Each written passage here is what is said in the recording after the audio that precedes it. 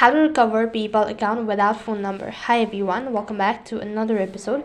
Today I'll be showing you the ways to recover your PayPal account without a phone number. So in order to recover your PayPal account without a phone number, you'll need to first of all open up your PayPal application. You can also use it to do it from the web browser. Either way, the procedure is going to remain the same.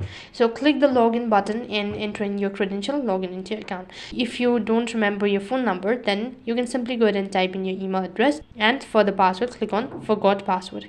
After you've done that, on the other interface it's going to ask you to provide the contact details. So if you don't remember your phone number or an email address, you can also go through this option that says forgot your email. Then you'll be receiving a confirmation stating that if you don't remember either your phone number or an email address, then click on forgot your email, and then you'll be instructed or guided on how you can recover your account. But then if you remember your email address, then type in your email address and tap the next button.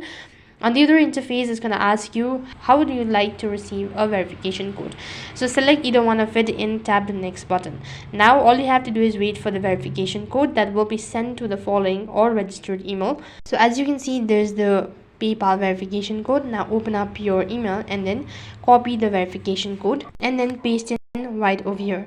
Once you've done pasting in, click the continue button. Now you'll get to reset a new password. So create a new password, and for the confirmation type in twice, click the save button. And if you want to log out of all the devices that your account is currently logged in, you can also do that by tapping the button.